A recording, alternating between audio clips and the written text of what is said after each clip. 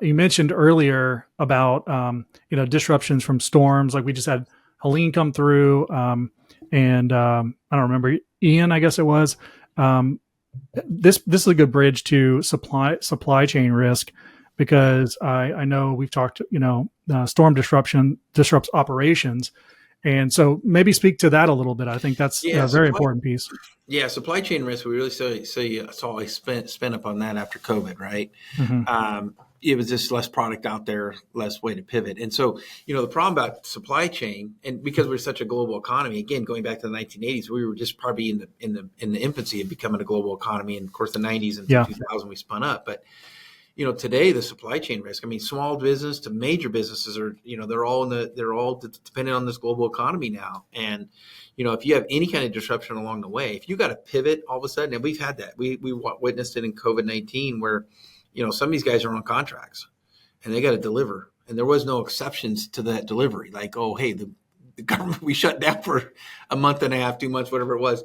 That wasn't in the get out of the jail. I shouldn't say get out of jail, but it wasn't out of the exclusions out of the contract that you didn't have to deliver still. Yeah. So some of these guys were paying substantially higher for their products just to honor the contracts they had in place. Yep. So if you're locked into a pricing, and now all of a sudden whatever that product costs to buy today to fulfill that contract obligation, and you got to pivot or you got to go somewhere else to go get that, and now there's a delta between what you thought you were going to buy for and what you're going to pay for now.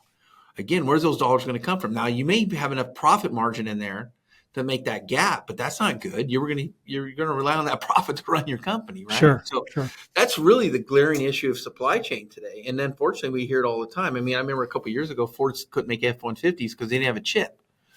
Well, can you imagine if you're a small business and you can't make your primary product, the number one selling product of your business, for a month, 2 months, 2 weeks?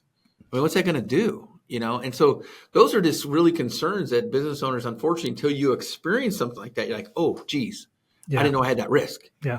And then it'll slap you upside the face. And again, Yeah. this is where risk managers come in and say, hey, here's some prevention issues.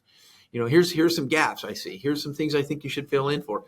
And again, all we are is a fill in for the ability to use tax deferred dollars after or pre-tax dollars. And that's really what we're doing. And Sure. I don't want it to sound complicated, and I sure the hell don't want to scare the heck out of any business owners out there, Yeah. because it's what we all know. If you run a business, it's not easy.